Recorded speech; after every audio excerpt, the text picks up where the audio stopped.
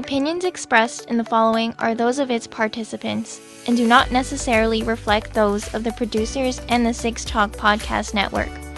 Also, the following contains mature material and mild language, which may not be suitable for all audiences. Discretion is advised.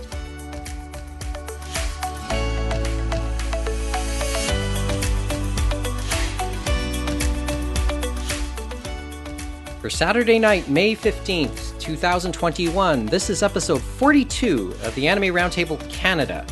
Good evening once again from 6 Points, 10 minutes south of the Anime North compound in the west end of Toronto. Mike Nicolas here as the Roundtable now gathers, joined as always by James Austin, Kevin Ng, Mohamed, Sharmarke, and Geoff Greig. As always, we want you to be part of the conversation as well. AnimeRoundtable@gmail.com is our email address, Twitter and Instagram @Anime Roundtable, and give us a follow there, because you'll almost certainly hear from us. AnimeRoundtable.com is our website for full show notes and past episodes. And we'll mention YouTube, Twitch, and Discord just for the hell of it.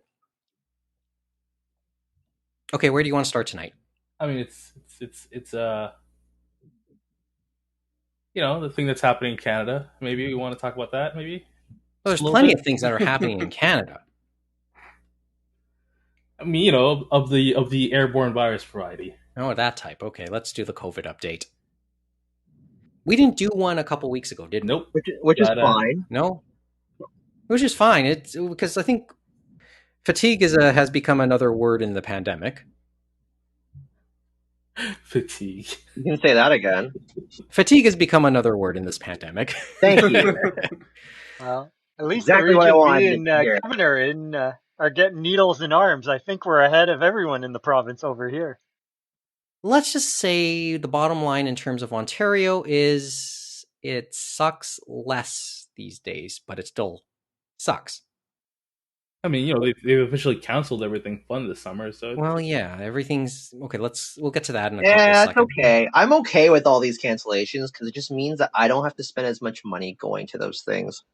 I mean, don't get me wrong. I agree with you 100% on that. I just feel like there are people out there who are are struggling and whatnot. I feel like when they announced the Caravana and the CNE will be canceled this year, and they CP24 brought up each CEO one after the other, just to show their sad faces, being all like. I have to say, like, if you have assuming that you haven't been laid off, assuming you kept your job, the pandemic has been a good opportunity for those to shore up their finances, and it's to the moon. Like, I've been saving a lot of money, and I know not everybody has been able to, but those who have the capacity to do that and haven't are missing out on a good chance to do so. I mean, we're not shaming anyone for having missed out. It's a pandemic. You're going through stuff. It's all good. Mm-hmm. Does anyone know the numbers today, at least for Ontario, in terms of positive cases? I think we're like 20-something hundred, under 3,000, but still, in the high end of that 2,500 area, I believe. Okay. So we're... Like, the numbers I see from yesterday were... I'm just going to... Yeah, 2,500 today, 24 deaths, 6.2% positivity rate. Which, sucks, but better than before. A little bit. Aside from further... What is it? Arguments between our provincial government here in Ontario and the federal government, that's another story. I mean, let's not forget, guys, COVID didn't walk over here. I mean, come on. It flew over. Yeah, it did. Who knows? And it didn't help that there was yet another no more lockdowns rally in downtown Toronto today. Let's not give them any air. I believe that not talking about it. Let's ostrich that thought, guys. Let's just put our heads in the sand and assume that didn't happen. Sure thing. I don't know. I haven't seen too many reports about it. I don't doubt that it happens. Maxime Bernier is like their new leader because Chris is no longer doing it, so they need someone. I don't know, man. Freaking Maxime, man. Well, the other part of the story this week here in Toronto was everything got cancelled in the process. So the Canadian National Exhibition, which will take place at the end of August, cancelled officially now. Honda Indy takes place in early July, cancelled. Taste of the Danforth. When's the Taste of the Danforth? Usually August. Late August? Yeah, August. Yeah, in the summer. That's been cancelled. Jazz Fest, bro. Jazz Festival cancelled. Caravana canceled. Caravana, the Guessing Caribbean. the Jays aren't coming Carnival? home this season. Not yet, anyway. But They're everyone, doing so good. if everyone, don't worry because Fan Expo is only 102 days away, according to their website. Oh, they haven't updated. Yeah, I okay, cool. figured they're going to cancel too. I was going to ask if they canceled or not. So. It's so That's- weird that they didn't, like, on their site. Like, I'm sure they're having internal talks about how to cancel without losing money, but lose as much money. It's fair that that has to be the reason why. They need to wait until the last possible moment that they know they just can't be allowed to run it. They're I thought, gonna. the Metro Convention Center was the vaccination site still, correct? I believe so. Well, they can do Because you both. would think that would give them leverage because they still need to get the second doses into people, and they would probably rebook for the same spot. people would be up in arms if they closed the convention center for Fan Expo. We sort of had versions of that in, I think, Sacramento. Correct, in month or so Sacramento ago, right? for a day, right? So imagine what would happen here. And not as it wasn't canceled before. That What too. happened the first time? Yeah. Well, there weren't mass vaccinations last year. the thing is, if you're taking on, I'm speaking in terms of somebody who's gone to a mass vaccination clinic already, 16 weeks down the road, you are scheduled right away for your second appointment. As I said, 16 weeks down the road. So I was at the University of Toronto Mississauga campus, and I'm now scheduled for my second shot at the University of Toronto Mississauga campus in mid-August. August 31st for me.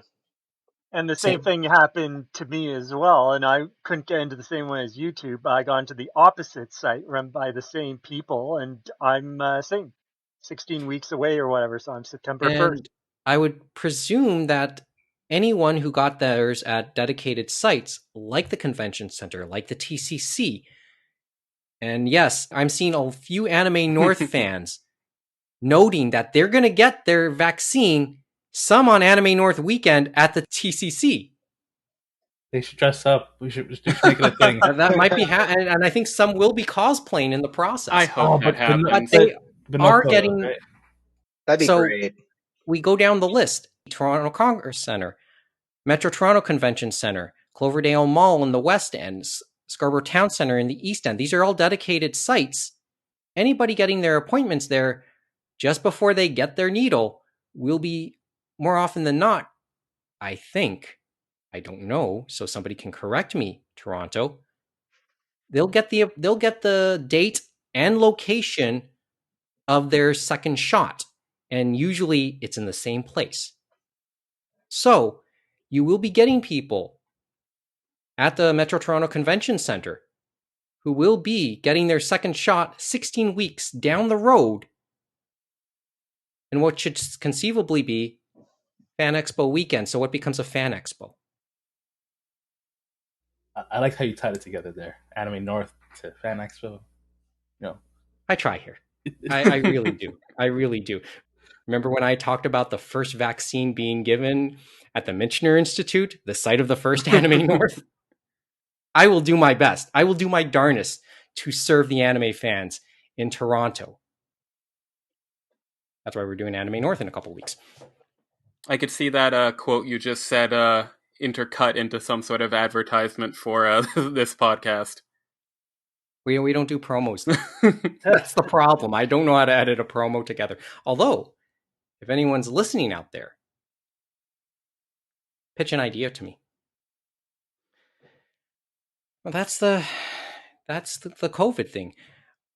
As far as what you just asked, as far as Toronto people, I had my initial vaccination at a pop-up. So I did not get a scheduled dose for the future. So I have to go back on Vaccine Hunters CA or the Ontario booking website in I about 16 weeks to okay. see I about that. thought, and to me, I'm wondering. That's another question mark. To those who did get it at pop-ups, and by the way, I will once again speak as somebody who works at Woodbine Racetrack, and I stopped hiding that fact. There was a pop-up that happened last weekend at Woodbine Racetrack, and talking with colleagues there who went, they're telling me they'll just receive a notice 16 weeks onwards, telling them they can now start to make an appointment to get their next shot. That seems a little like sketchy. Like I, I'm not disagreeing. It's just who put it on. I think it was, I forgot who the health unit that put on the Woodbine Clinic. If it's the Unity Health Network, I think it's Unity Health Network, which is St. Joseph's Hospital in the West End. That will, you can, I guess it would be booked with whoever you did it with, and they'll have that record properly. I mean, also, like, I'm assuming this is all like being kept track. You know, we have records and stuff, so people aren't just showing up for like multiple shots and whatnot, right?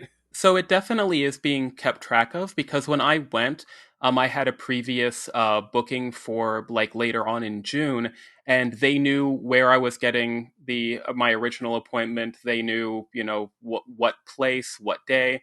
So, they have all that information. I'm actually a little bit impressed that they did have that amount of information. Impressed or unnerved? No, I would say they impressed. did that to me as well, Geoff, because I was able to find an earlier appointment, and they asked me, they said, did you cancel your previous appointment? I said, once I have the needle in my arm, that's what I'm going to do. And I did do that. So they definitely are keeping track, and it's impressive, that they did it for the pop-ups as well. And I'm sure they're doing it for the pharmacies as well. And the pharmacies are in even more of a bind because they got to go and then get in contact with those people again. And then the other question mark is AstraZeneca, because of them no longer wanting them to use that in Ontario. And that's what they were using at a few of those pharmacies.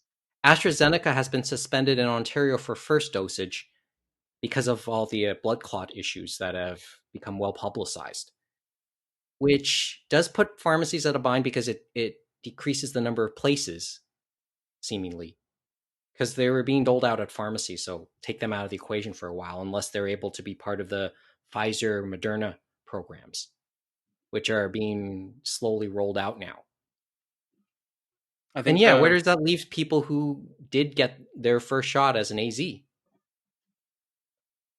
I mean, I'm assuming that they're going to bring the AZ shots back at some point for second doses for people, right? I think it sounds like the intention, that any current shipments that are coming in will be reserved for second dosages.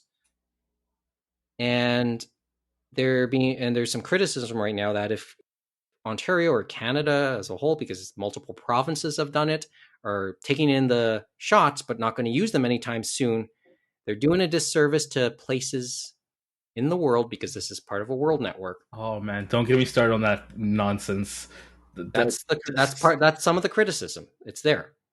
Hey guys, let's only vaccinate us, so that when variants jump this vaccine, we can make more money by selling them more booster shots. I mean, come on, guys.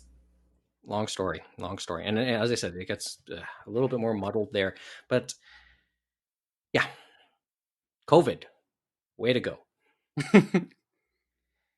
And yes, it's canceled things. So CNE, well, we've gone through that already. We'll talk a little bit more about what remains at some point later on in the episode.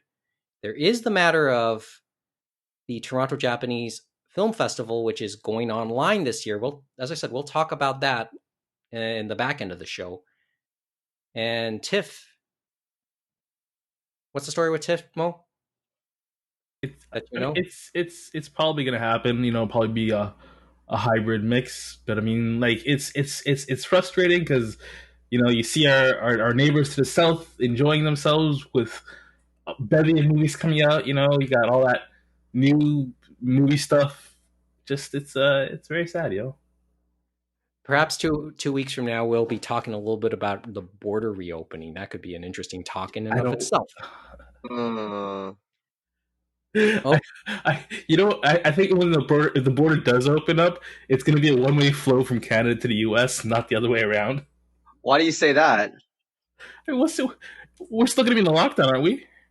it'll be hilarious. We'll be Oh, more God. locked down than the U.S. Exactly. Anyway, it'll be like, who knows? That like we beg not to the border not to be open because of the issues in the States. Now the States has a slightly better thing going there with their COVID control. And it's funny. I'm just wondering that when are we going to get to the point in like Ontario vaccination rollout plan where we have to offer people millions of dollars to take the vaccine, like they are in the States? Like, I want to get to that point in time. No, free it's lottery not, ticket. they're What's not up? they're not straight up offering people $1 million. It's No, just they're just really? offering. They really Ohio's are? offering you a it's in ticket. whole. Ohio's it's offering you a Ohio, lottery ticket. right? Yeah, Yeah, like, Ohio's offering you a lottery ticket. That's a new one. But yes, they are incentivizing it in various forms. Could that happen here? Don't know. Well, I think I'm considering not in the mood to have that conversation just yet. Considering when I went up to my pop-up vaccination, it was like a reverse kaiju movie with everyone running from every direction and dropping people off and scrambling for this line. I don't think they need to pay anyone at this point. Not right now, yeah. no, just the anti-vaxxers. I mean, but do we really want them?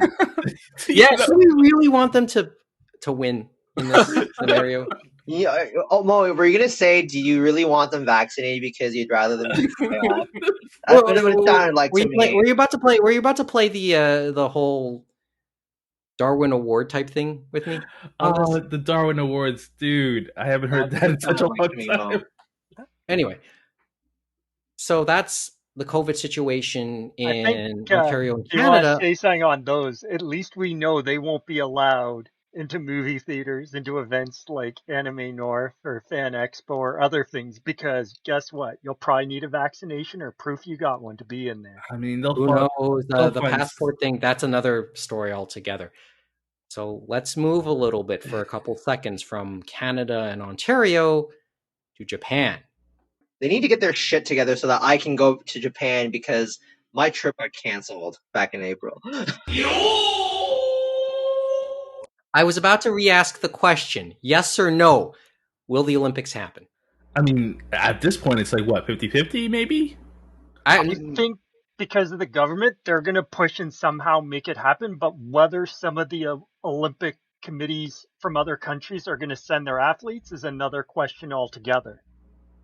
I mean, especially with the raising cases and the fact that the vaccination rates in Japan have not been successful. So that's another talk altogether. I mean, I don't know if I'm some country that hasn't been vaccinated and I'm told that if I go to the Olympics I will get a vaccine. I mean, I kind of want to go where the vaccine is, right? Something like that. Well, everyone will make their own personal choices, right, Mo? And the other thing is probably you're not going to be out enjoying Japan and stuff like that, even if you are competing. Hold on. You're telling me that Olympic athletes train their whole lives to go to the Olympics for tourism reasons, not for the gold medal and the prospect of winning?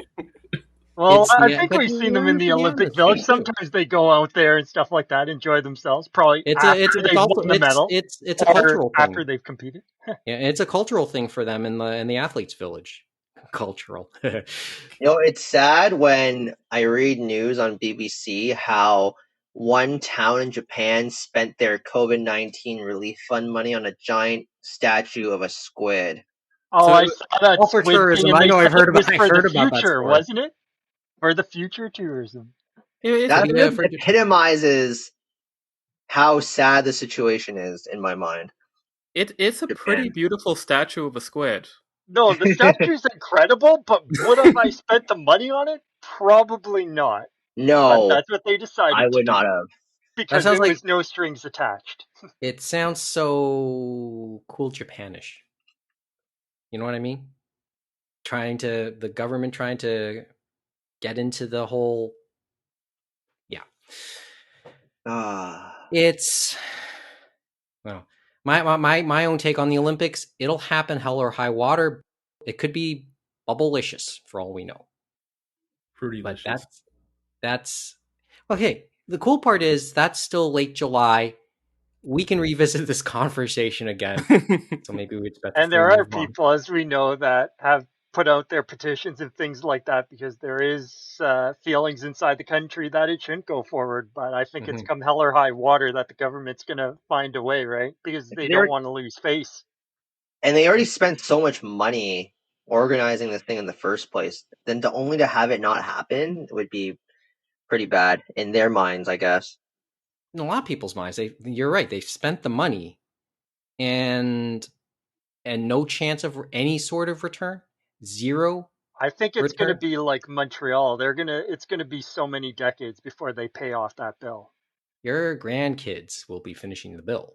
It's been weird. I've been seeing merchandise with the mascots on it for years now at Omomo, and just every online and everything. So it's been this weird. It's kind of like when all the Hollywood movies still had the fast food and like chips and pop advertisements kind of filter in even as things were being delayed. So I'm just even thinking about Japan's marketing money with all like the mascots and different promotional materials. Like that's if they cancel it, that stuff is lost and kind of into the ether.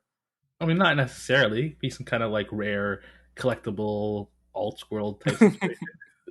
Uh, Uh, uh, We can turn them into NFTs. oh no, Oh, not no, let's not go again. there. Or they Let's can not go turn the there. mascots into one of the prefectures or one of the city's new mascots or a company's new mascot because we know in Japan they all have to have a mascot. True that. Everyone needs a mascot, man. Uh, anyway, I think we'll be able to talk about the Olympics again, like somewhere down the road. Okay, now we're done with the COVID updates. Mo, Geoff, Kevin, is there something from the Space Eater chats from last week that James and I did you want to bring up please don't buy in this Yakuza segment? 3, 4, and 5 digitally. Just buy the damn thing physically, Mike. Oh, wait. Is that it? Is that all you want to say about Yakuza and Lost Judgment? That was the first thing that popped in my mind. Because I called you out. Yes. I think I added you, didn't I? Yes. Well, there isn't too much else for me to add to the Yakuza talk, except on the Facebook page, there seems to be this one fan who loves to put up the various models that appear in the Yakuza games. Oh, you mean the JEV models?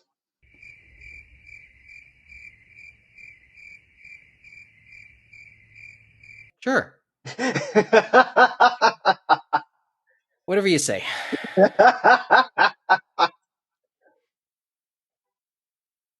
Come on, Mike. It's just I'm just saying what I'm seeing on Facebook. There isn't too much else to add in terms of the Yakuza talk. I mean, I don't think any of you guys played enough to give an opinion as to the future directions of the main series, still sticking with the turn-based RPG style. Yeah, I haven't got into the Yeah. new one with the RPG elements, so I'd have to try that out before I decide. But I'm not. I think it's okay to have one go one way and then Judgment go the other way. Yeah, and I did state why I can see some of the logic in it, because we are now on our Ichiban is the new protagonist in the main series, and he's being introduced in this style. And logic says maybe his story should continue in this style, much like Kiryu's story was done in the action style. And Yagami's story in Judgment is being told in a stealth action style. So it might be disorienting to continue Ichiban's story in an action style. His story is being told via turn-based. So to change the presentation while the narrative is still being told might be disorienting to players. But it ultimately does depend on how you really feel about the story, too. Right now, I'm erring on the side of people are in it for the story. Now, yes, there's a certain compensation. So certain elements are switching around just to compensate for what will ultimately be missing in the main story as it continues. Like you said, certain side missions styles will go into Lost Judgment now, right, James? Yeah, Like, no, that's what it sounds like. It'll be the more action oriented of the two. so there's honestly nothing for me to say more. I guess I'll say more as I open up and download the digital version of Yakuza Kiwami 2 But into my system and start playing that. they were talking, actually, it's funny enough, like Nintendo was doing their financials, Sega was doing their financials, but Sega's really been pushing some of their old IP. They might bring back an old one, but the other great thing is they're actually following through, saying that they're going to get those simultaneous worldwide releases, Yeah, and Lost that was the Judgment is interesting part. showing that, which is Mm-hmm. great. And I also said the And why. hopefully Shin Megami Tensei, the new one, not the HD remake of Nocturne that's coming the end of this month, but the new one will get that worldwide release, hopefully on Switch Yeah, you sometime hope. this year, but who Yeah. knows. Are you getting Switch or Okay. PS4, James? For HD Nocturne, I'm Yeah. probably going to get Switch because I want the portability and stuff like that, and I don't think it's going to run about the same on both. It's an older port. It's a port, you know what I mean? Yeah, I'm thinking I might go Switch just because I still intend on getting a Switch and I don't have a PS4 at the moment, so that might be where I'm going. I might have to cancel my PS4 pre-order because I did both and then I was gonna decide. So, on any of the other topics we talked about? I do agree that the the whole staying of the PS3 and PS Vita stores are temporary. I feel like those won't be around forever. On what basis? On my migration theory or just another thing we haven't really thought about before? I think they just felt like the backlash was so great that they're like, okay, fine, we'll leave it alone for now. But And then you just think as soon as it dies down, like not in the Well, there'll immediate be a future, but gradual. at some point. And then when people complain again, then they'll go, well, hey, we saved it last time, and there was only that temporary bump in sales when you guys were all panic buying stuff.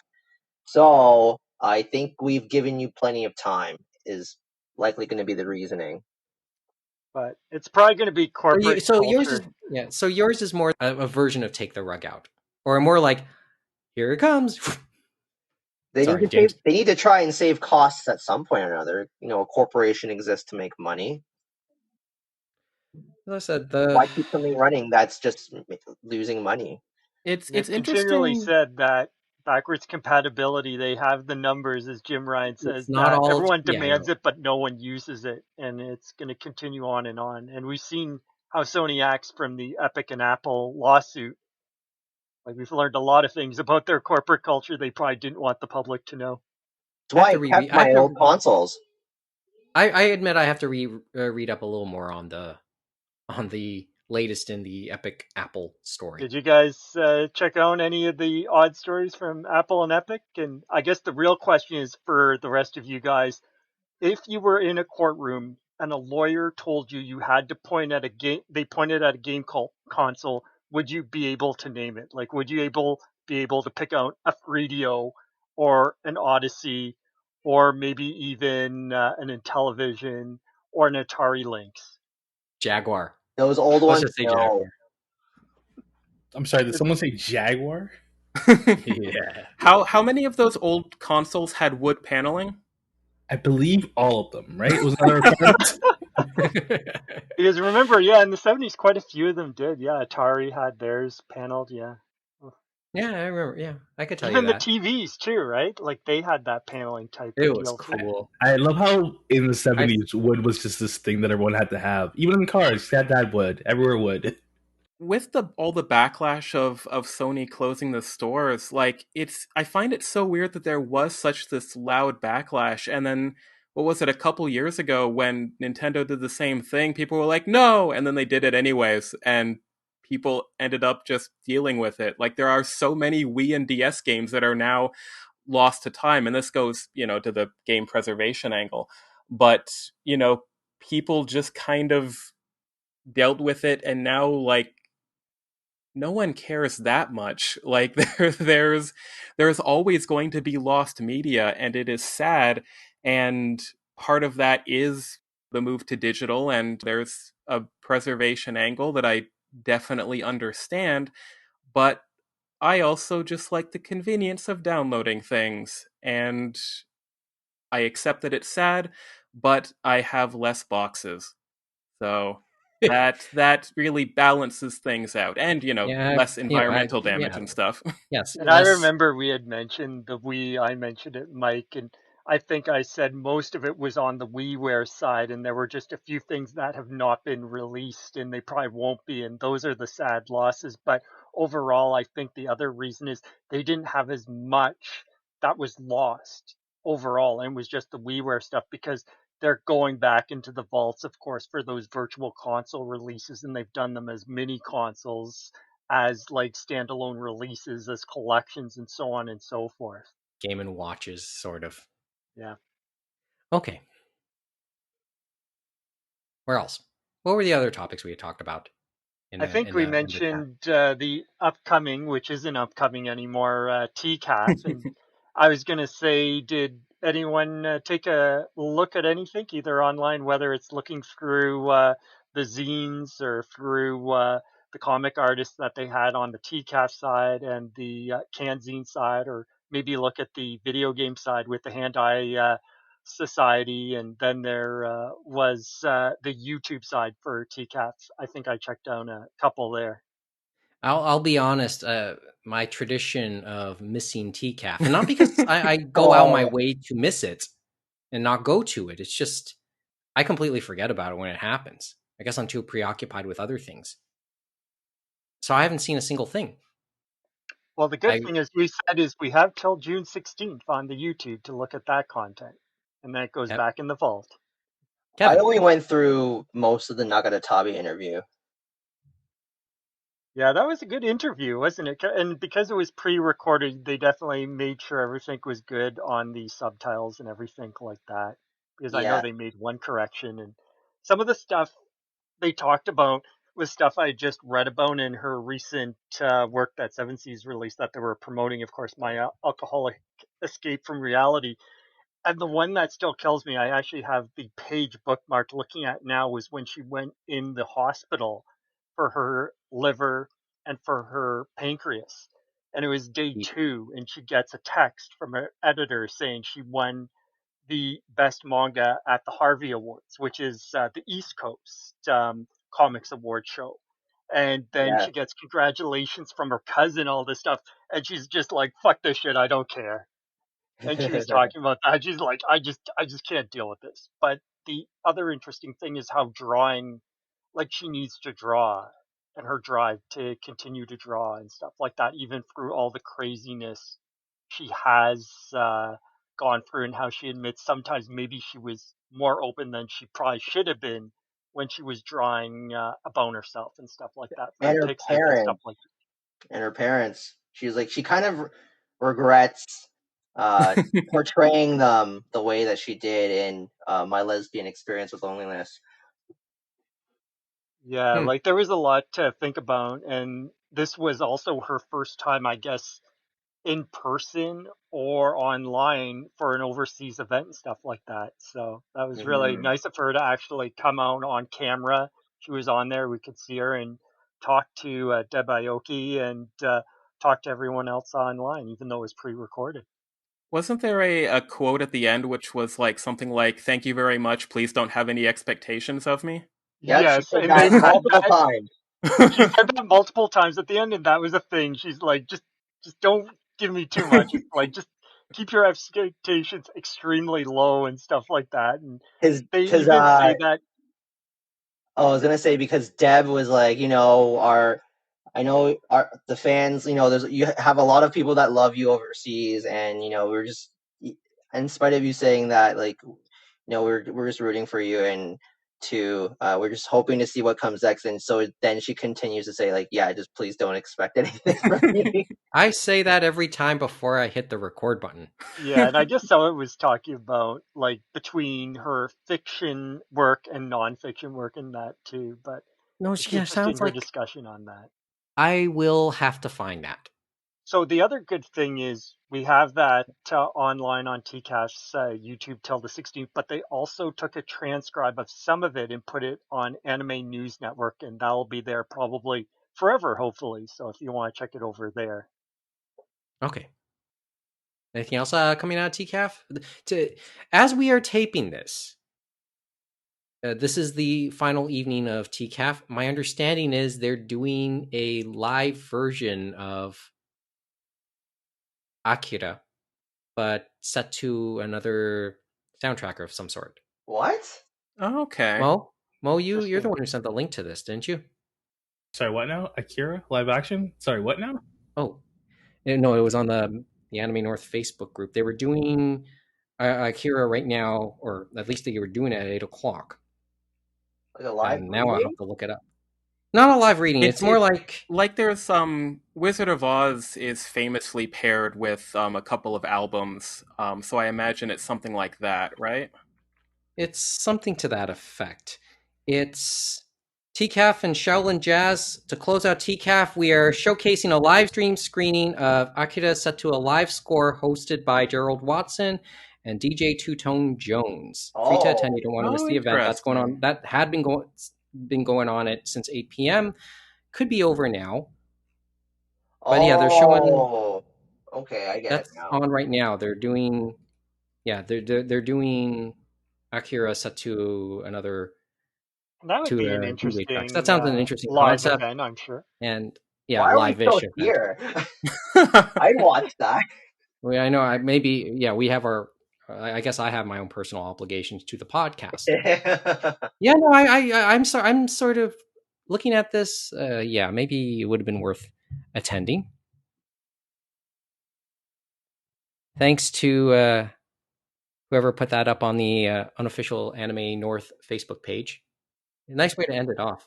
Yeah, that was good. I was thinking of, even though they can't go there probably now, but it was interesting. We were talking about discoverability of the artists and stuff, and I thought they did a good job between Kanzine and TCAF of doing that. So you had Kanzine doing the zine section, and you could go in, and they even had one where you could just randomly find an artist there, and even on the TCAF side where it was the comic artists, and that's where Angela was. You had the different genres and click on them on the table of the two people showing you, but then you had one where one was holding a pizza and one had a random book, and if you checked on it, you would go to a random artist. So you never know. You could maybe even get to Angela, but it was a good way of going through, seeing the different artists, seeing their, like, this is them on Twitter, this is where they are, and this is what they write in their different wares that they were selling at the online event, and you could buy and stuff like that. I guess they were doing it through Shopify. I bought two things, and it was nice to support some people there. I'm not sure how they're getting it to us because I know we had like Canada Post and all this other stuff. So I'm guessing some of the artists, probably Angela would know more, is it's not coming from them directly, right? I think they're probably getting it to either TCAP and Canzine, and then they're then going to get it to the people that ordered. Because I know in mine, it said, we're not Amazon. Please know that it'll take, I think it said 45 to 60 days to get you your books or items, wherever you ordered from the different artists. Just in time for the Olympics. Wow. Or Fan Expo. Oh yeah. Well, they never said life was going to be easy, and they admitted that. They said in this COVID world, it's kind of crazy, and they are both nonprofit organizations, so I'm going to give them slack and stuff like that. And at least I know most of the money is going to go to the artists and those people too, right? So. Well, Fair point. 45 days is a little long, to be honest. I've I been there. know for certain products, like probably more for I guess books that would have an ISBN number, the TCAF shop page and panel did have some pickup, at least for like the featured artists and authors. So, that wouldn't really help from the zine side, but I do know that they are affected by the stay-at-home order, so they would appreciate a visit to their website. Even Yeah. the video game side was kind of nice when you went to the Hand-Eye Society and stuff like that, where they'd have actually an interview with the video game creators, and more of them were more artistic games, and some of them, if they had either an eShop page or a Steam page, that would be there along with their Twitter, or sometime the itchy.io page if they were more of indie type game and stuff like that. And sometimes you might even see a demo to try it out. But those are always interesting to look at and stuff like that, because it's not like the normal thing you'll usually see if you're on like a regular console or the mainstream video games on PC. Once again, another year of regret for missing TCAF on my end. Well, it's Well, kind of hard sometimes too, Mike, because they do always do it on Mother's Day weekend. And that's the biggest thing, is that if something happens on a Sunday, I can't be there for most of that day because it's Mother's Day, right? True. well, True. also, it really just depends on what you care about, because if you're not someone, if you're someone who's not into certain types of artistry or cartooning, then you just wouldn't, maybe perhaps you wouldn't feel as inclined to just browse through if you're not physically there. Like, Yeah, it's that's a big part of it for me at this point, like for and I my can only speak for myself. yeah, like for But myself, I predominantly care about the manga side of TCAF. Like, sometimes I will pop into different panels that may intrigue me because I happen to be there, or maybe I'm with a friend who's into other stuff and I have some time to kill, so I'll pop in with them. But otherwise, I just wouldn't be as inclined. So if I'm at home, like in this instance, I really only cared about the Nagata Kabi panel, so that's the only thing that I watched. as I said, yeah, at least I will want to check that out. But TCAF is about to finish up for another year. Hopefully next year it's back at the reference library. I know. That's the sentiment of you guys who usually go. It'd be nice. It would be nice. Okay. Anything else we want to talk about in the Space Eater chat? Do we want to trip over Bill C10 for a couple minutes? Because that was the talk this week in Canada. Bill C10 and the way it could redo the Broadcast Act in Canada, extending the Broadcast Act to stuff you'd see online. And they've been talking about that for many, many years, modernizing the Broadcast Act and stuff like that. But how can you really go after the internet? It's a worldwide thing and stuff like that. And This their is one attempt, of to say the those. least, is I don't know. It's something. It leaves you scratching your head at times. Mm-hmm. Okay, just a couple preferences because I don't think we can really flesh out some of the thoughts. This is another discussion altogether. I think, at least in terms of the anime angle to this, maybe one of the better places to look is Zan in Canada.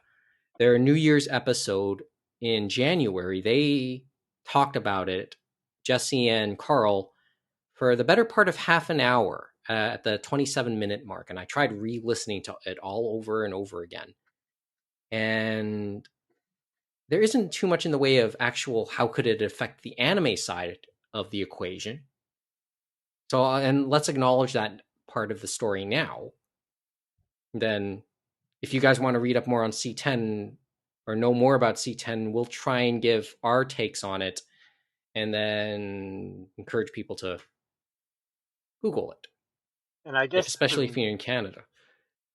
the reason, Mike, though, of course, why it's coming up again is because it was at a Heritage Committee meeting, and the issue with there was an exclusion for user-generated content, and that was removed by the members from the committee, and they're now going through all the amendments point by point. And so it'll be interesting to see how that shakes out. And that's the Yeah, it worry. depends on which side of the argument you are on, because there's a side, yes, user generated content and mainly social media platforms. And YouTube's the other question mark too, I know If you too. go point by point, there's provisions within it, according to people who defend the provision coming out. There's provisions already included that state, well, the provisions do not apply to an individual anyway. But then it opens up a whole load of worms, because the bill has the potential to be very open ended. And all it really does is order a, a regulatory body like the CRTC to make the rules based on these parameters, which ultimately could be quite vague and open to interpretation, But and then and then depending on future governments and whoever else will get to make these decisions, they could be on either side of a certain issue because of the vague wording. Depends who's in the hot seat, as they say sometimes too. Yeah. Yeah, Mohammed.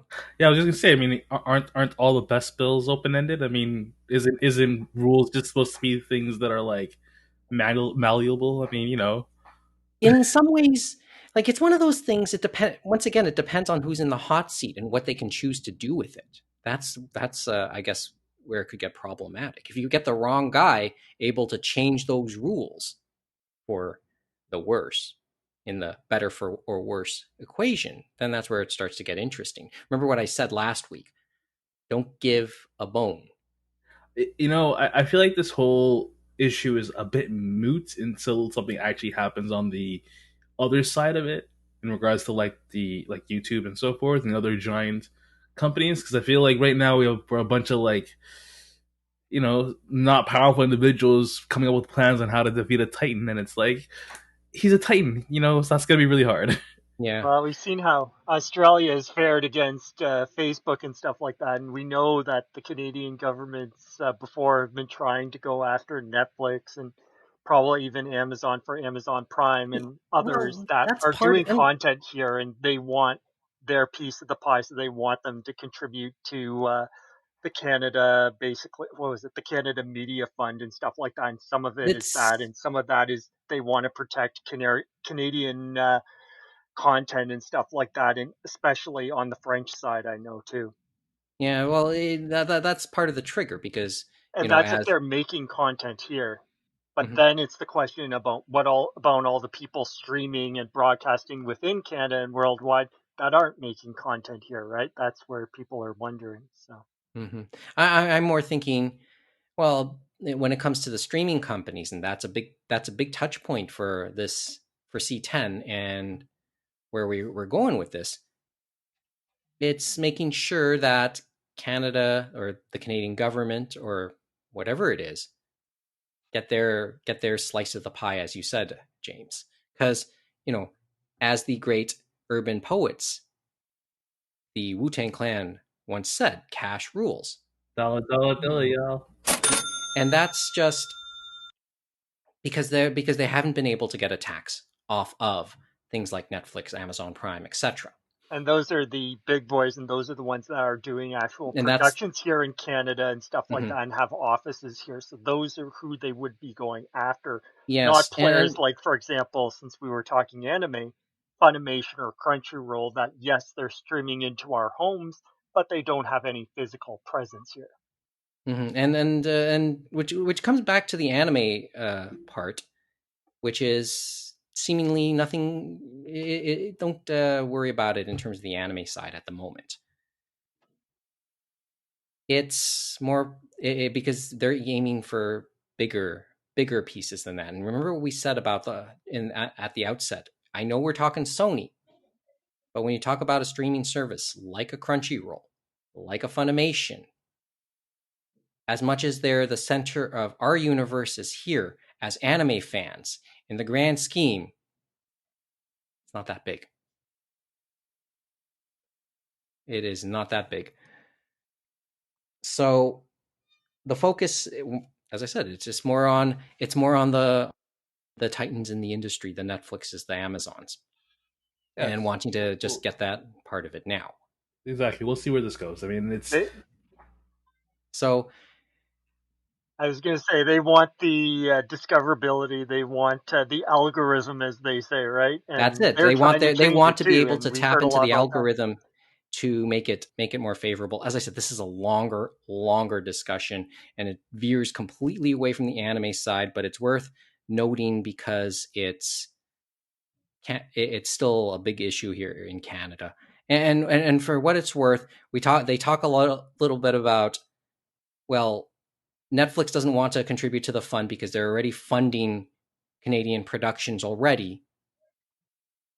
But that could be, and I think Jesse has already already given the opinion this is more of a stopgap, just to prevent the onset of what's going on in Bill C-10. But how sustainable is it in the long run?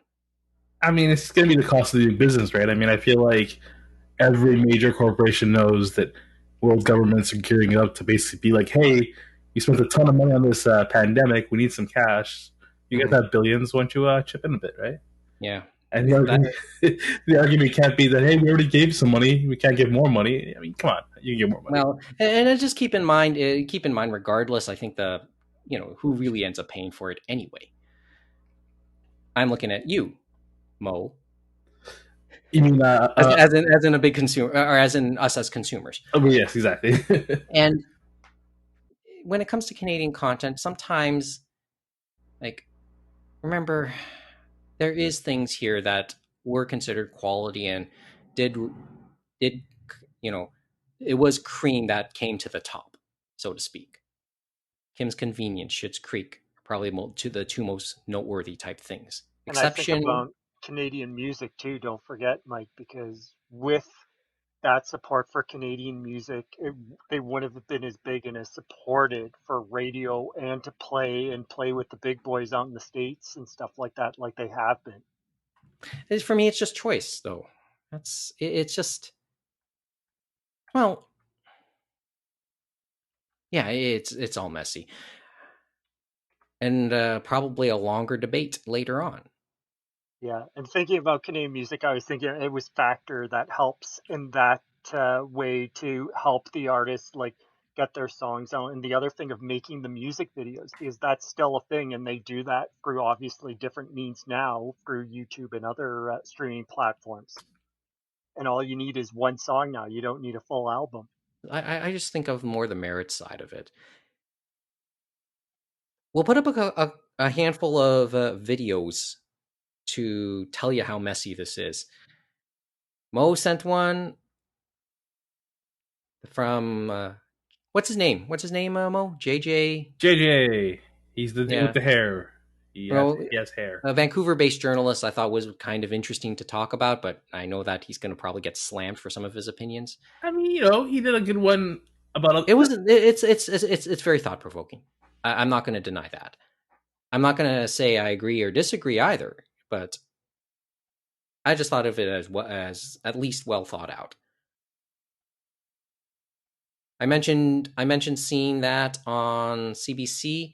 That was part of the national newscast, the At Issue panel. We will put up the whole episode of that. It's a YouTube video as well. They always have some good discussion on the At Issue a well. And if you like to talk, you have any interest in Canadian politics, this is very political stuff. That's worth a watch. It's about a 20-minute video. I think the JJ video, that's about 10 minutes of your time. And you can start to see how muddled this whole thing is, and why maybe there's some regret we decide to walk into it. I wouldn't worry too much, Mike. Like, yeah, they're probably going to talk about it has to get through committee, it has to get through the House of Commons and that, but it's going to be like a lot of things. Probably it's either going to be killed in the Senate or it's going to be killed by an upcoming election. Yeah, it's just just remember who supports it at the moment too. And as I said, watch the videos. I think we're done looking back on the space heater chat, are we? Good. Thank goodness. Can't believe Bill C-10 was talked about by us last week, Mike. Can't believe it. Well, we talked about it briefly then, and now we're... I guess we might have barely mentioned it, yeah. Yeah, now we're talking about... I think we just spent about at least 10 minutes on it. Kevin, no other thought? I don't really have much of a thought on it. I was actually Okay. I just feel like it just feels very confusing when I read about it, and No kidding. like I guess the one thing that minister just won't really admit to is a little concerning. How like that they might want to. It would just open the doors for like regulation of like what self-recorded content or whatnot. I do feel like that's a little off-putting. Yeah, that's as I That said, was a it's just concern, yeah. it's a jumbled From mess, the and heritage and the minister. messaging from the heritage minister is a little bit, as I said, it's a mess. And that's the Because kind of the funny thing is people forget that for broadcasting all that stuff, it's under heritage and stuff like that. They're not just keeping up our museums and keeping up certain things like national parks and that. So Mhm. all under heritage. Like they may Yeah. have a small budget, but there's some important things they have to deal with. Okay, this is another discussion. As I said, we can talk about this a lot more, but it veers already away from the anime side. I think we're done looking back on the space heater, so let's look ahead. Let's take the break. When we return, we'll look through a couple things in brief, through the bullets.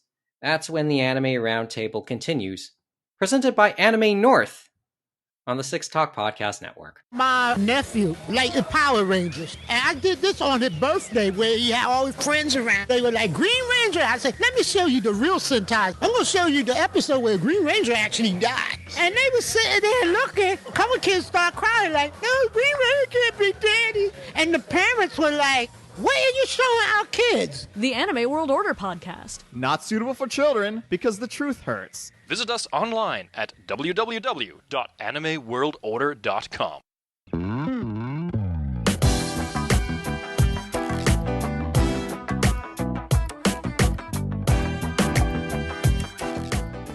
And the podcast now continues. Nicholas, Austin, Ing, Sharmarke, Greig, continuing the conversation with you in front of a virtual audience. Thank you for listening. Online via the Six Talk Podcast Network, official podcast, Anime North. We got to get back on track in this second segment, don't we? Don't have to, guys. I mean, we can just keep going, right?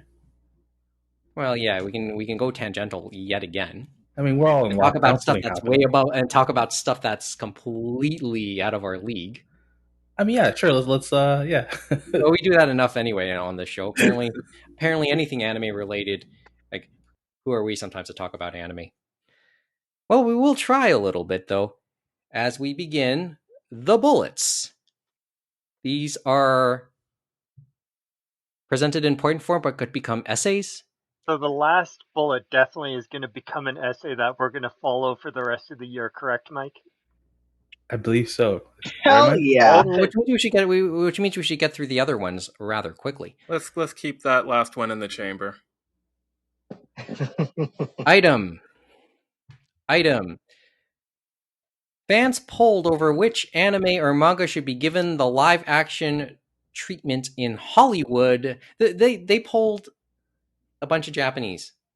Yeah, that was Yahoo News Japan. So that was an interesting list. A Japanese poll asked 1,000 men and women ranging in ages from teens to 60s to name which anime or manga they'd liked made live action courtesy of Hollywood.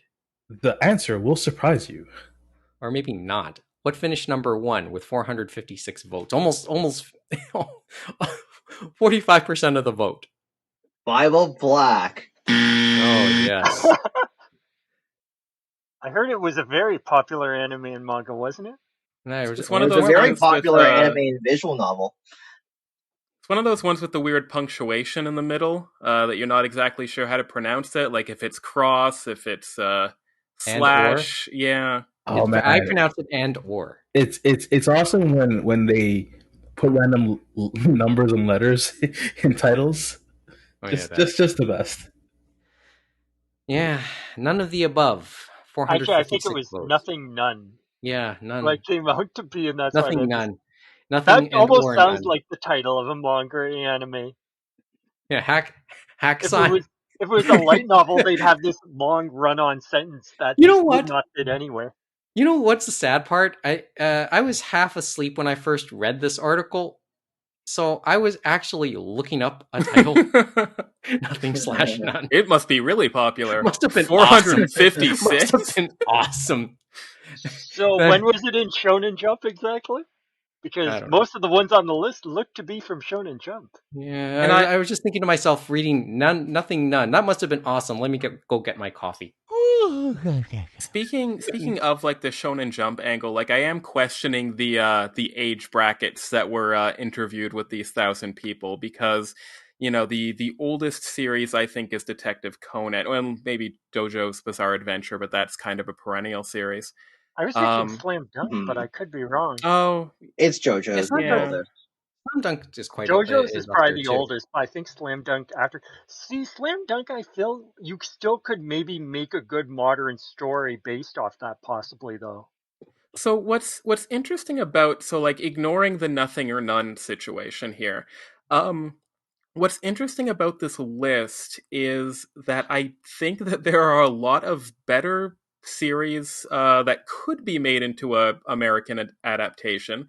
A lot of these are really specific to either Japanese people or a Japanese culture, like Naruto, Jujutsu Kaisen, Demon Slayer, debatably My Hero Academia. A lot of these are like really Japanese and fairly recent. And there are other things like Cowboy Bebop is being made. That would be one of the the higher suggestions on my personal list. I think Attack. I'm curious to watch that. I admit I'm curious to watch it just to see what how it does compare. I don't really care about if it's actually good or bad. I'm just really curious to see what they kept in and how it compares. Fascinating discussion coming up. But yeah, it's an interesting list that focuses on things. Yeah, obviously Japan has on the mind, but if you then focus maybe outside, you'd get different answers. Like we talk about Cowboy Bebop. Another one I was thinking in my mind, I don't know why, but I could see some people saying it would be an interesting take. Would be Redline. Would be an interesting take to see as a live action movie. That would be a lot of fun, and that would require a lot of money. Mm-hmm. A lot of CG. I don't think that a lot of people for this list were thinking of what anime would work. I think it's just, what anime do you like right now? And I think that's why. I mean, I think there was a little bit of thought of, what would I like to see as a Hollywood movie, but I don't think that people were actually putting thought into it, because I think Demon Slayer is air quotes number one at 60 votes. I haven't seen much of Demon Slayer. I think that would be the lowest on my list out of all of these, the next 9, on this list, taking place in ancient Japan, really specifically.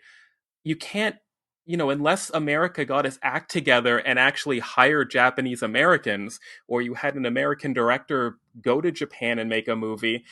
I think I don't know anything about Jujutsu Kaisen, but aside from that, any other of these series would work better, even if you make a Death Note style adaptation, which you could do to Detective Conan or Naruto. You could make non-Japanese cast if you needed to. You shouldn't, but you can. It could work. But something so specifically ancient Japanese, it's like, no, you just picked your favorite thing right now. You didn't think about what you actually want to see a Hollywood movie about. I think the key word in all of this is Hollywood. Poll those same Japanese readers, what do you think you could get away with just a domestic Japanese production live action adaptation? Because those go somewhat better. Well, you wouldn't have as many nothing none votes in that situation. That's certainly what I was thinking in saying all that. Yeah, I don't think none would get 45% of the vote. It might still be number one, but I don't think it'll be. I think you can put an argument that any one of the other 9 titles will get more will be pushed over 100 votes too. Well, except for Attack on Titan and JoJo, which have Japanese adaptations already. So unless people want a second chance at those, because I know JoJo was a bit of a failure, Attack on Titan a slight failure, but for the others, I could see them still wanting those. Slam Dunk would be feasible. Slam Dunk would be Yeah, feasible. Slam Dunk was one I made mention of that I think you could work with, and I'm sure maybe they could even get some NBA players or something like that to work up a story or something like that. I'm surprised there hasn't been a domestic Slam Dunk movie, because even the it's part of the upcoming film festival, which I know we'll talk a little bit about. But the bicycling bike racing manga / anime has an adaptation, maybe a couple of them. So Overdrive? considering no, the something pedal. Yo Mushi Pedal. Wow, Yeah, I haven't that's heard of the correct one. Overdrive Yeah, in a that one. long time. It was fun, man. That's a kick-ass opening song too. Considering that has a domestic release, I'm surprised something like Slam Dunk or Ice Shield 21 or what's the volleyball one, Haikyuu. Yes. I'm surprised those don't have Japanese films already. Okay, mine would have been Demon Slayer, because I think there's themes and characters. I know Demon Slayer has a broader than usual appeal in terms of demographic.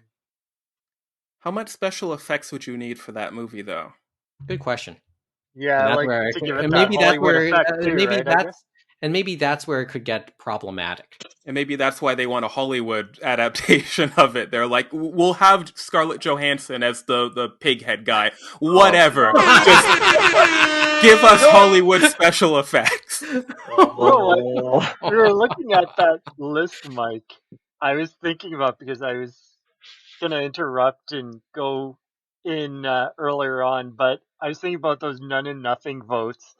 And the one thing we did see in there that I thought we might, just because we saw those Shonen Jump ones, and because Dragon Ball, they've still been making stuff with Super and stuff like that, that we didn't see a Dragon Ball vote. But I'm guessing they went to nothing because then they remembered, oh shit, Hollywood did make a Dragon Ball movie. No. No, they didn't. What are you talking about? Yeah, because notice that their golden cow of One Piece is also absent from the list. I mean, they know better than that. Yes, well, that is entirely possible too. Although nothing, I'd read that book. Moving on, item. Yen Press announces Yen audio imprint with 5 novel audiobooks. Okay, James, you want to carry this one?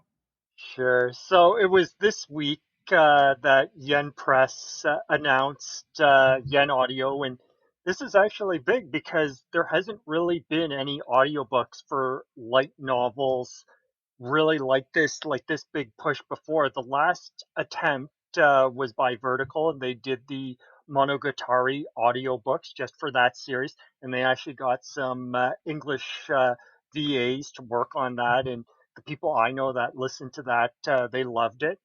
Now for this one, it's looks like they're doing a big push with 5 novels. They're doing Solo Leveling. Volume 1 is going to be on July. And then Sword Art Online Volume 1 is going to be August. September is Overlord Volume 1. And then Solo Leveling Volume 2 is October, along with Sword Art Online.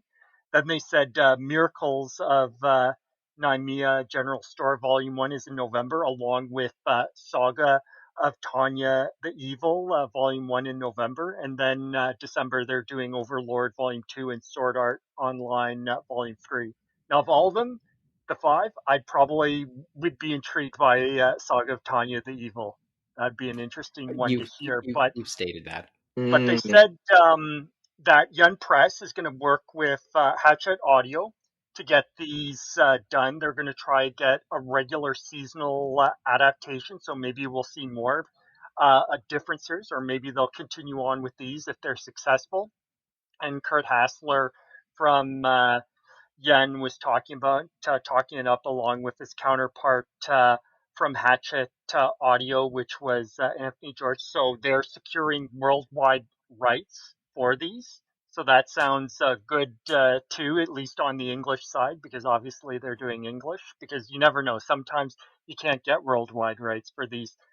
But the other big thing is hopefully it goes well, and maybe we'll see more of these. And the other reason why it's big in my mind is I'm thinking about, the Japanese audio dramas. We don't really get those over here. Sometimes we'll get them as an extra on a Blu-ray or DVD release with the pictures and that going over them. But this is probably the best we're ever gonna get of something like that. You know what I mean? Even Audio though it's done dramas. using light novels and stuff like that. And I know Mo loves listening to some audio I'm novels, and it's a different way of experiencing a novel. I'm just excited that the release schedule is going to be through every platform, as opposed to like some kind of universal yen press platform, right? I mean, you could buy this thing on Apple Books, and Audible and so forth. So it's good. I mean, price wise, $25.98. That's a little steep. Not really, but I mean, it's interesting. It's What's the I'm looking pricing normally for the for ones you've Audible gotten? audiobooks. That's they're If I you find them high if you too, but through Audible, if you're doing the monthly subscription, it's like whatever that price is, usually like $14, get a free book a month. But you can buy this stuff outright. I don't know. It's we'll see how it goes. I think the prices are like for some unknown reason I'm thinking that Audible books are at least $25 too. Oh no, if you buy them individually, they definitely are. But I mean, most people get them through the subscription, right? So it's like cheaper that way. But yeah. Kevin, This will never happen, but Oh come my on. pipe. No, let me finish. My pipe dream would be that the Baccano light novels have an audio version, and then they pull the Funimation voice actors in, and then we can hear the awesome Lad Russo and the amazing Isaac and Miria in English once again. But it won't happen. And that's one I'd love to it's hear fascinating too. though. Like is Bacano, and that one they're actually making their way still through somehow. So God bless them, and they're doing that one hardcover too. But it's not doing well for them. Can't imagine it doing very well anymore because those earlier books are going out of print right now. But I'm guessing since like obviously Yen Press, it's like Katakawa and Hatchet is basically partners in how they're running it now. So that's why they're doing Hatchet for the audio. So maybe they Mhm. will look out at the English VAs, but we'll see what happens. Well, they have to pick what could theoretically do well. That's why a lot of these are safe. Like, of course, they're going to pick Sword Art and Overlord and Solo Leveling. Like, I it feel only like makes sense. Tanya is the dark horse. Like Tanya the Evil's the dark horse because they've went down to about one a year for that light novel. So my feeling is that hasn't done as well as they had hoped, even though I love that. Is there a backlog of light novels still need to be out? No, they haven't caught up yet and stuff like that. If they And haven't usually caught for up. light novels, they've been doing about 3 per year for a series. That's what they usually do. Okay, I was thinking maybe it caught up with Japan and maybe that slowed. But if not, then yeah, that probably means the poor seller. Mm-hmm. Where's Spice Okay. and Wolf for this? That surprises me. No, yeah, okay. And that one's still going on because they have Wolf and the Parchment. now with the child going on. Yeah, Wolf and Parchment. Yep. Okay.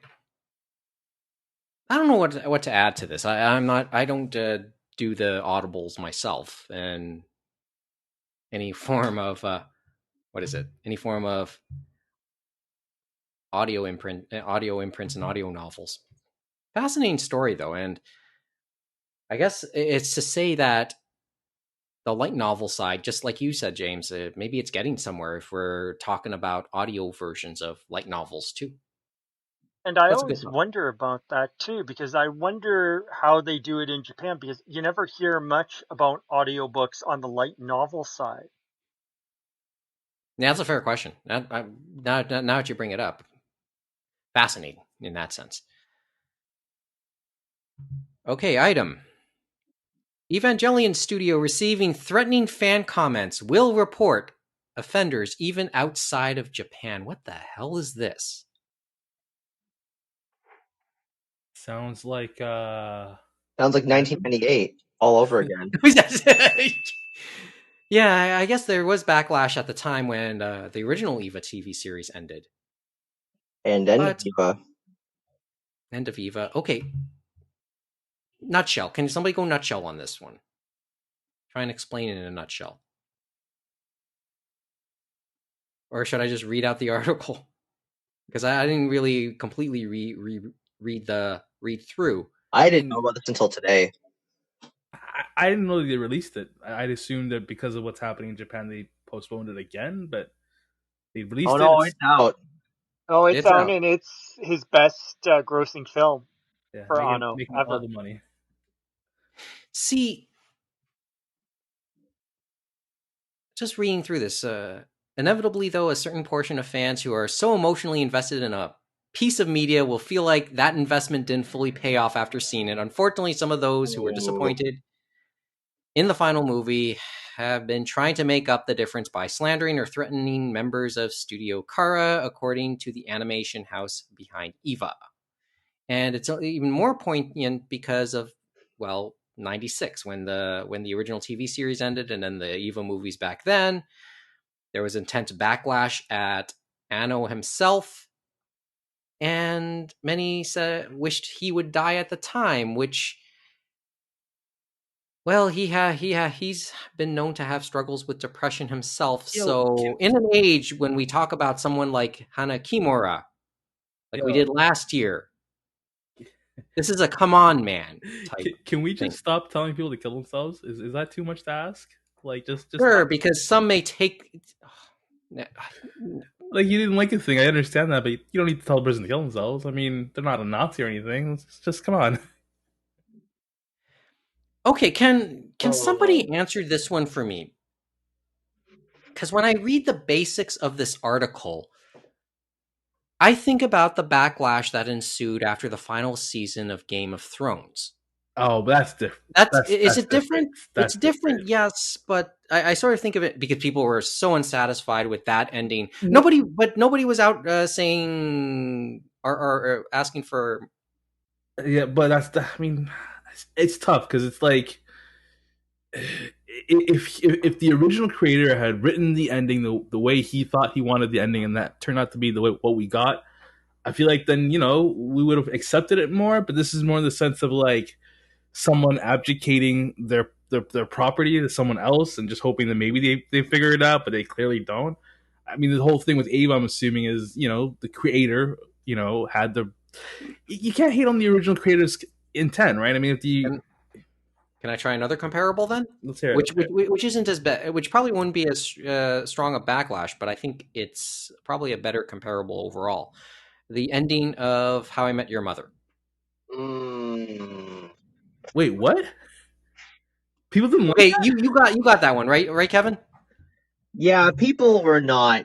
It was divisive. I remember. How so? Because it zigged. People were hoping for one thing, and it really did go another way. Yeah, like I get. Should we talk? So I guess maybe we should put spoiler warnings for How I Met Your Mother. Okay, 5, 4, 3, 2. Is it 1. Is it the fact that Robin wasn't the mother the whole time? Is that what it is? No. Well, they made that clear at the Robin. It was already pretty obvious that Robin was not the mother, because the mother was revealed in the last 1 or 2 seasons. It's just that they talk. You know how Ted talks to his kids about their mom? Yeah. So you find out in the future, in the current day, dead mom. Yes, cancer. The mom is dead, and then the whole long ass talk with his kids leads up to, hey, is it okay if I date Robin again? Yeah, it's like that's like I think that was the daughter's line too. Daughter's line was, no, this isn't about how you met mom. This is about how you still have the hots for Aunt Robin. That was the line. That pretty much summed it up. We spent almost a decade on that. I think that's why it was such a letdown. But this is. I'm curious if Evangelion is that much of a jokey kind of ending. Of course not. Oh, we'll I see think about that. I think Well, that part do of we go spoiler warnings on this? I have not seen the movies, by the way. I have not either. I watched the three Yeah, reboot I movies. watched the three as well, and Okay, I know that can Ono, like they did a documentary with NHK about this last movie, and it was a struggle for him to get everything together the way he wanted and stuff like that. And him and the team obviously worked as hard as they could, and so they were facing odds that I don't think that you can really please everyone, but some people take it to an extreme in fandom, obviously, that they have to at least defend themselves, right? mm-hmm. So can I go with another comparable? This is more the way Anno is handling it, Sure. is Oh, looking at them. When William Shatner jokingly snaps at Trekkies saying, "Don't you guys have a life?" This was a famous skit. I think it was a Saturday Night Live skit when William Shatner kind of had enough at a Star Trek convention and snapped at fans like that. And I think that's sort of it here. I could see Miyazaki pulling off a similar act And too. that's more of what I could see in stuff like that. And it's probably more for more of those extreme people that just for whatever reason can't let something go, right? And hopefully it doesn't turn into something else. Yeah, hopefully not. But and I think that Eva is in this weird place where it is kind of in between the kind of high art of Miyazaki and the, low art of, Moe waifu fan people. Like it's kind of the weird intersection there, like even just looking at about how much it's merchandised, where you have the same kind of people who would complain about, Rick and Morty or the Game of Thrones ending or the WandaVision ending in the more recent example. And then you also have the people who are going to be trying to analyze the movies for, their philosophical, value to the medium of anime film history. And, regardless of all these things, I think it should be clear that the death threat type of stuff is incredibly stupid. I don't understand why they go that far, and I think it's actually kind of destroying any chance they have at actually making interesting arguments or, complaints. yeah, it's people shouting each other down when all you want is just something more philosophical. And I think the other worry is they're Well, worried about some nut bar showing up at their offices and stuff like that. We've seen that with oh Genshin yes. Impact and recently in other game developers and anime studios. So Well, yeah, that's we definitely know on the and back of of their course mind. It's like we know the they're most like, famous we one. don't mind criticism, but there's a point where you guys got to shut up. Well, we know the most famous one. I I think that I know there's another line I'm trying to think about here. Go ahead, Geoff. this sort of thing happens in fictional media a lot, and it gets to the point where people's expectations and their head canon can never match up to reality or what's going to happen. I mean, famously with Star Wars and George Lucas with his prequel movies. But it's Hmm. happened with so many other like series. Like it happens every day with different animated series, and other fictional series as well. But I think the thing that people need to remember is that like if you want to write fan fiction, you can. You aren't the author of the work that you're liking. Like it's great if the author is keeping their fandom in mind, but they have no obligation to, anyone but maybe their corporate overlords if they are working for someone like Nickelodeon or Warner Brothers. Um, but they have a creative vision, they have an idea, and if they have enough creative control, they will do as they please, so long as I guess there aren't LGBT people in it. Although that is changing, thankfully. Um, sorry, fans. Sorry to disappoint you, but sometimes endings are letdowns too. Regardless. I think it's just, I don't know how anyone has expectations for this final Ava movie because after remembering the first three movies, I just don't know where Ano's head is gonna go and stuff like that. And I know he struggled to get that out there, and thank goodness he had some breaks in there to do some different type of projects like the Godzilla movie and stuff like that. Some breaks is correct. Yeah, that's, I don't know. Like realistically, he needs a long vacation. He just needs to tune out everyone, and you know what I mean. Like him and his wife both need a vacation. Hopefully, I hope Well, they maybe get some that's rest. why. You know what I mean? But you never hear that. Even Miyazaki, you would hope after I a was about movie to he say. goes to get a rest, but I don't think he does that. I think he goes back to Studio Ghibli and just goes to work sometimes. I don't. I was about to say maybe that's like that complex type character. Maybe this is a big reason why he and Miyazaki do seem to get along. I don't think Miyazaki even reads reviews of his movies. No, I don't. I believe that actually. Like he might, but he seems like the kind of character or human who wouldn't, give an F about, what anyone said, except, maybe, if he has, grandchildren or, something like that. I could see him like, oh, did you like my movie, little boy? I could see that if he happened to make a, a Ponyo or a Kiki at that moment. But aside from that, I don't think he cares.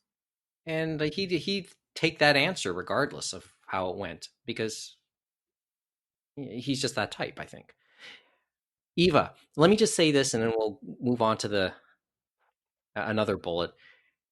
Eva was just the intersection of that turning point in anime for me, where the simple stories of post-apocalyptic Cold War met up with the complex, complicating stories of high school.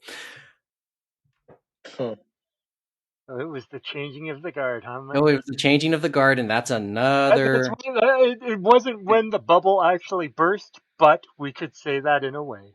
You could just see the remnants of the bubble falling to the ground. You know when you see a bubble pop and then you just see the droplets fall to the ground. That's when Eva happened. So, Mike, are we now going to talk about this last bullet that we're going to be talking about for the next decade? I think. Yeah, Kevin, this is yours. I'm saying nothing. Go for it. I give you the floor for a couple minutes. Here, explain it. All right. So earlier in the week, a little manga called Dick Fight Island was released by Sublime Manga, which is it's not really an imprint of Viz, but they have Viz Media as assistants when it comes to putting out BL titles. And on Thursday, it was the #1 bestseller romance manga on Amazon, and it was the #1 ranked title under the yaoi and LGBTQ plus manga section, and it was also ranked the #2 action and adventure manga, second only to My Hero Academia Volume 1. What a time to be alive.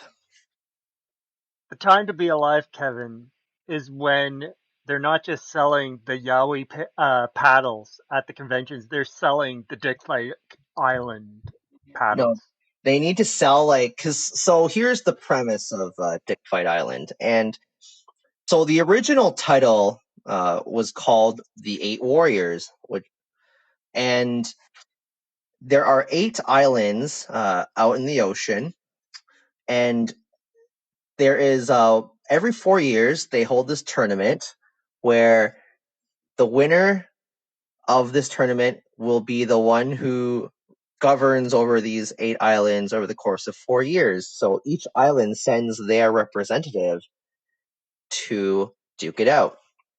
And how do they duke it out? Well, whoever climaxes first loses. Because this is a BL manga, in case that wasn't obvious.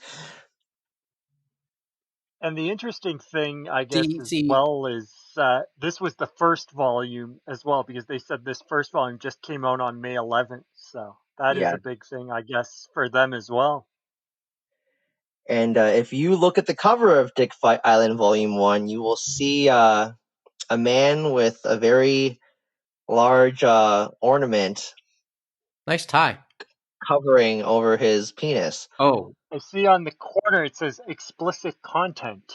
yeah. Yes. This is one of the more explicit BL titles that they've put out. But honestly, it's really...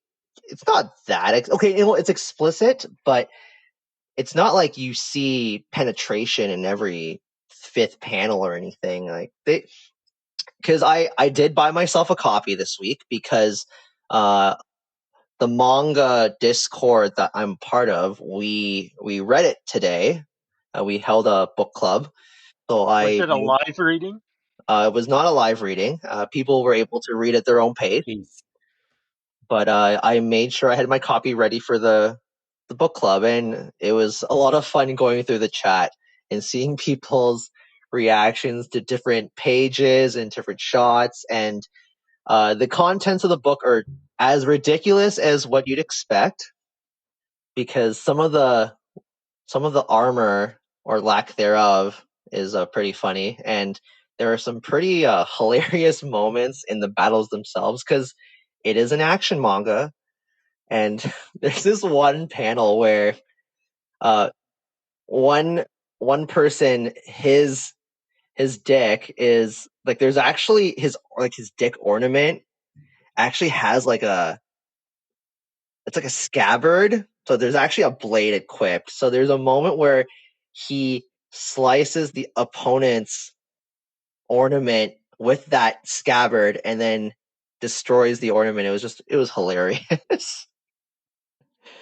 Oh man, It's kind of wild. It was wild. But you know what? When you describe that, it's like that kind of brings to mind, okay, maybe that's why they changed it to Dick Fight Island instead of keeping 8 Warriors or something like that. But I know they've done that before, right? With some hentai manga and obviously some BL manga before, where they take an original title and then somehow change it to something else. Yeah, and sometimes it works, and then sometimes it doesn't, like Nymphet. But I feel like, you know what? This worked for me. I probably wouldn't have bought it otherwise. I had heard about this back in October when it got announced, and I was like, whoa, well, how can I not give this a shot? And then the panels, I guess, sealed the deal while everyone was commenting on them, right? Yeah, it was great. Like, it was like, I really jumped into this manga partially for the experience of reading it with others, and this will be one of my more memorable purchases. Like, I think the last time I bought something when it came out was probably The Drops of God, or maybe Gundam the Origin.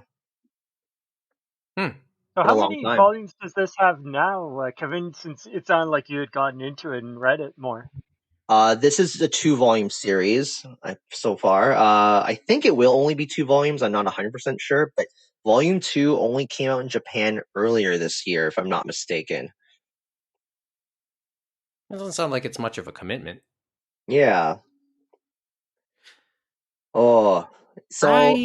Oh, actually, one thing that I did want to bring up, I'm not sure if this is the case, but I did hear some chatter on Twitter that the name change may not have been approved by Reibun Ike, the creator of the 8 Warriors, and I wasn't able to find reaction from Ike Sensei, but I saw more than one comment about this, so I think there's some merit to it. Granted, we don't know the details of this. Like, this may still be speculation so far as we know, but I feel like I saw enough chatter that it could be real. I don't think it was just a matter of the Japanese publisher Libre not knowing, but I think it may have been a case of Libre approving the name change, but then not telling Ike Sensei. Like, I find that would be wild if that was the case, but who knows?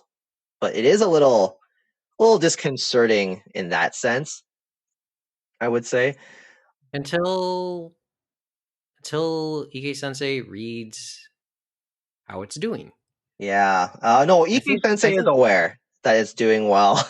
Yeah, and I think Ike Sensei should probably be okay with that. You'd like to think so. In terms of like the whole name change thing, I was digging through Twitter. It looks like ANN is trying to investigate this too, but haven't found anything concrete yet. Interesting.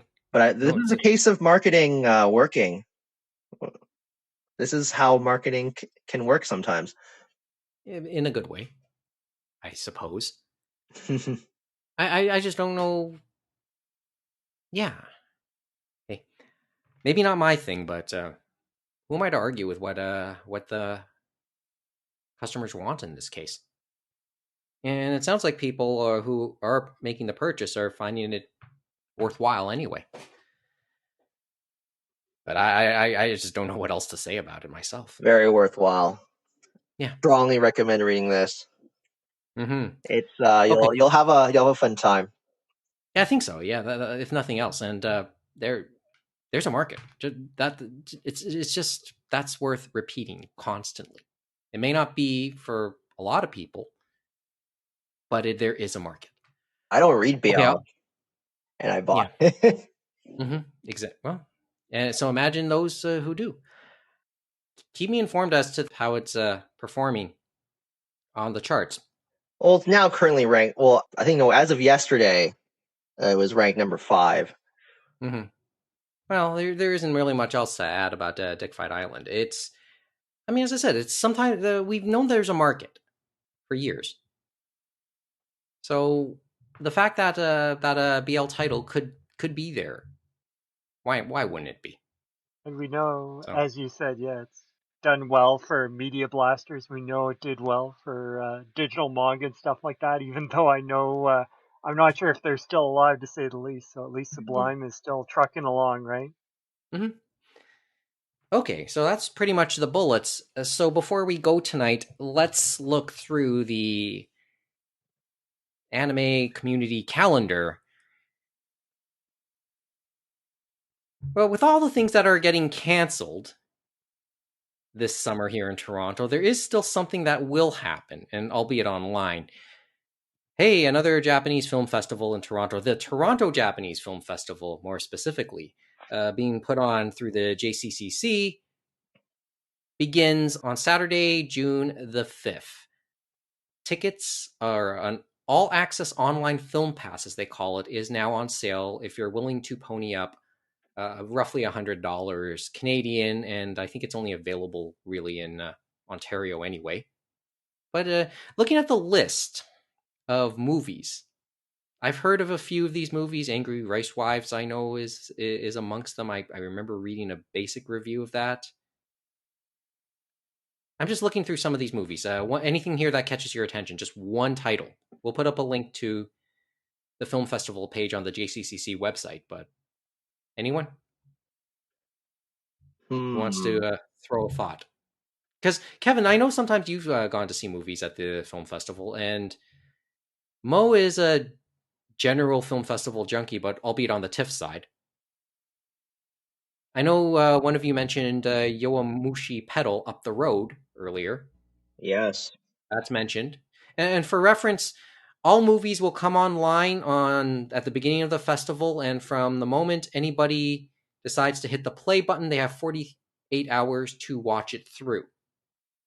That's the stipulation with anything seen. So conceivably, there's I don't know how many movies. I think almost 30 movies. That sounds about right, because I know almost 30 movies. You can hit the play button on all 30 movies right on June 5th. Good luck getting through all of them in 48 hours, but you have that right. They're all available at the very same time. So in terms of like anime or manga related titles, there's Yowamushi Pedal. There's The Quartered Mouse Dreams of Cheese, which is I believe that's an adaptation of a BL manga. And And then there's the Hey, it's just like we said, it sells. and then there's the Lip animated movie as well.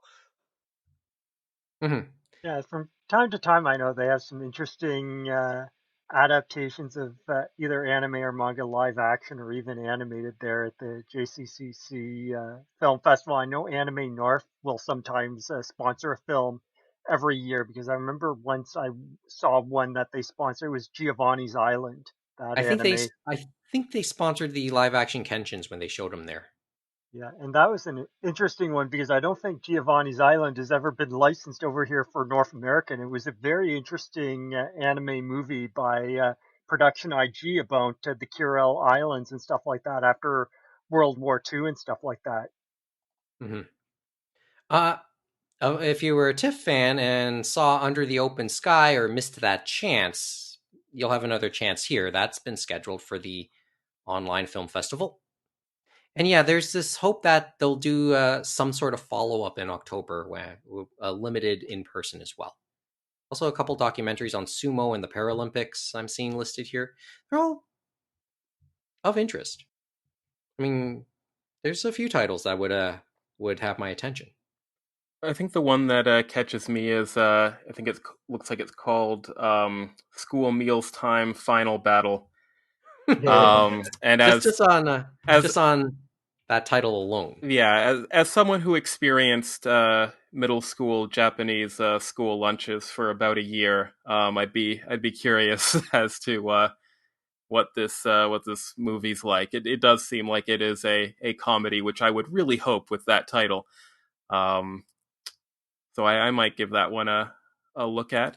There also is a movie, True Mothers, which is quite more dramatic, but I feel like I should mention it just because I am co-chair of JEDAA Toronto, and it is the screening partner for our We are the screening partner for that film. Okay. It does, it looks like maybe a sad one, but we've definitely been screening partners for sad films before, and they are usually good. Even if they are a little emotional. Cool. As maybe we'll talk a little bit more.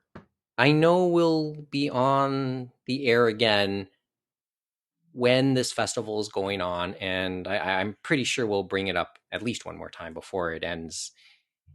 When is it? In June. I forgot the exact date. The 27th. Till the 27th. Thank you. Yeah. As I said, we'll put the website online. We're doing this on the fly here. The Toronto Japanese Film Festival. So feel free to check that one out. These type of things are always worth watching. Okay. I mentioned last time during the Space Heater chats that I'd finished Yasuke on the advice of Mo and Kevin, so I'm blaming them. I thought you would be thanking them, Mike. No, actually I did. Well, yeah, I'm being sarcastic. Yeah, I did like it. It was very different, and admittedly, I can see where the divide will happen within fandom, though. That's the thing about it. But just standing completely on its own, I found it really, really fascinating. And it does pose a number of different questions, and I think I'll save one of them for the Anime North episode when we do that in a couple weeks' time. But it leaves itself open for another season. I don't know. Mo, Kevin, what stuck out to you about Yasuke?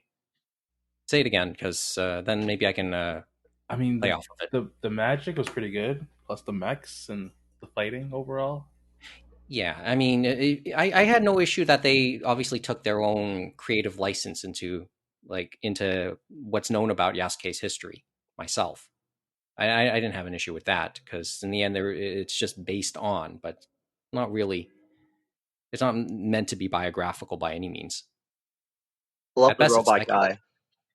The robot guys, yeah. Oh, dude, his friend. Oh yeah, that was okay. Now we're blowing a little bit here. But I think you had mentioned it, Mike. But Yasuke, it's like it is based off a real person, but they took that and then jumped from there. But I think there was an event or a discussion on the real Yasuke that was happening with the Japan Foundation New York coming up later this month. So that would be an interesting one for people they're maybe who watch sponsoring the it, show to yes. look at. And I guess I'll put up a link here, but let me just quickly mention this. It's actually being put on by the Yokosuka Council on Asia Pacific Studies.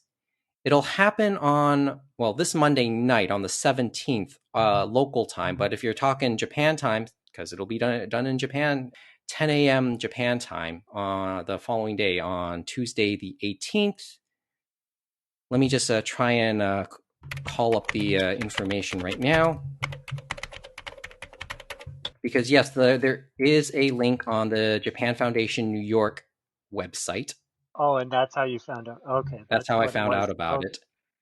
And chances are, and I fully admit right away, it'll probably happen by the time most people listen to it.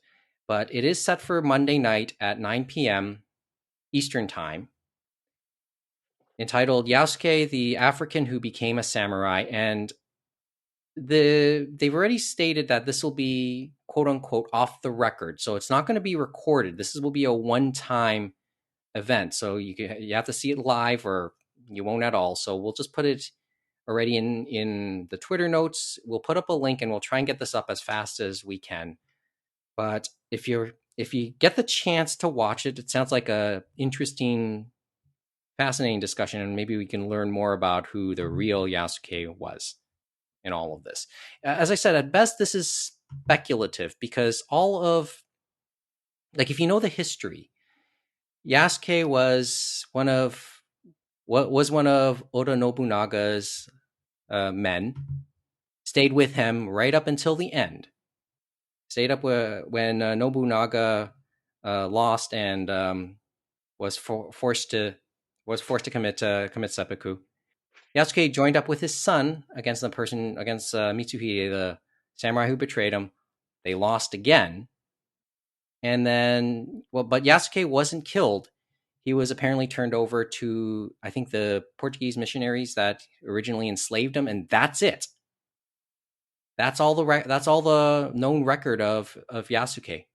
He disappears from history basically, and the show, the anime that's on Netflix, basically takes place 20 years after all of that, and basically plays, okay, what if he lived, and starts to play that thought even further. So there's the fascination, and probably would have made an interesting live action, considering Chadwick Boseman was in talks to portray him in a live action version around the time of his death. So, but I know we'll be talking about it more, and it'll be the reference point as Netflix's push into the anime realm continues. This is like the first real move in it. We mentioned that last time. And as I said, I can see why it's going to probably divide a lot of the fandom, which will make for an interesting debate, which I know we'll get to in the future. But that's the last thing I was on my watch list. Then this week I started watching something else. Tony Kawa, Over the Moon for You, which I know has been a little bit popular lately. Yeah. You know what my reaction is for this when I see this? Like the comparables, like other titles I start to think about when I watched it. Which ones? Partly Oh My Goddess, partly Ayuri Aoshi, but instead you end up with a more of a tsundere type character. That's the thing that starts to come into my mind, and I've gotten through 4 episodes. I think 4 episodes, yeah. That's sort of what comes to mind when I see this. I could be wrong, and when I get further along, I'm pretty sure I will be. But that's just what's there now, and I don't know how many of you've seen it. Probably not. But I have not. I've watched some of it, so I gotta get back to it. But I'm not sure if I'm going to, instead of going Japanese, gonna switch over to the dub, because that's one of the Crunchyroll series that they dubbed. It was a Crunchyroll original, I believe. Mm-hmm. It was a Crunchyroll original. I've been interested in reading the manga. Viz is putting that out under the title "Fly Me to the Moon." Yeah. That's why you have to kind of be careful about titles, I guess. Eva, Fly Me to the Moon. Way to go. or something Way to like go. As that. long Yeah, as you but Well, don't well, well use played. Frank Sinatra's song, then Well played. Well marketed, Viz. But considering it's also like a well, never mind. I won't say much else because then we might be spoiling it just a little bit. But at the very least, I think I can watch. I'll probably still watch a little more, and maybe I'll say a little more next time we show up. Is there anything on your cues that you want to mention just quickly before we go tonight? Just one thing. Well, nothing.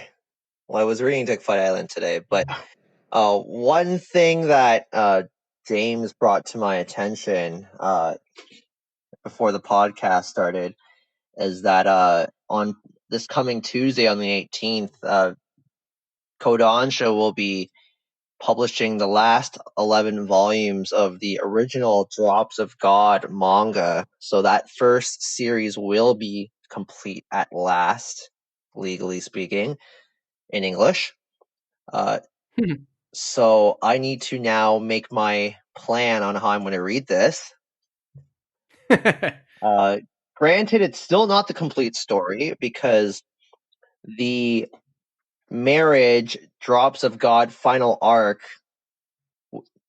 is a thing, and whether or not that will be translated in English remains to be seen, because that final arc is 26 volumes long.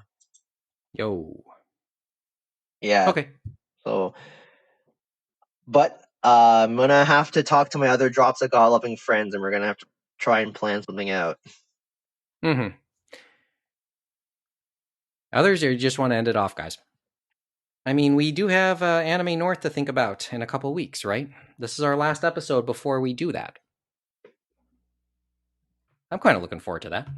yeah, no, I'm sure it'll be fun to do a short episode for Anime North, and it'll be different, obviously, compared to what we usually do. Yeah, we'll have to start thinking about that actually. But it could be well, frankly, it's going to be live, so it could be a dumpster fire. But those could also be some of the most entertaining ones too. Anyone listening, won't you tune in? Once again, we are set for on the Saturday night. I think it's May 29th. That'll be at 11 p.m. and we're doing it live, which could be the end of us, really. And I Or believe we're doing video too. And that's the other part. And going back to the whole COVID thing, the stay-at-home order here in Ontario has been extended to June 2nd. So much for the haircut. So I know I'll be appearing with the shaggy hair. I think I got you beat. You saw me last week, right, Oh Mike? yeah, So I saw what you look like, and I'll remember next time. That's pretty much what we're in for. Join us for that, though. In any event, that's all we have for tonight. One more time, a reminder where you can reach us, animeroundtable at gmail.com, at Anime Roundtable, Twitter and Instagram, animeroundtable.com for the archive. Also, don't forget, if possible, to leave us a review, if you can, wherever you get your podcasts, because reviews might help us in the algorithm. There's that word again, the algorithm, and help us find new listeners. Although word of mouth probably helps a lot more. We typically do episodes once every other week, although we may do something in our off weeks too. That said, subscribe to us so you can be notified whenever something new drops in the feed. We'll see you in a couple of weeks for the first live episode of this podcast as part of the Anime North Stay-at-Home Edition. Until then, thanks for listening. Good night from Toronto. Join us again for another edition of the Anime Roundtable.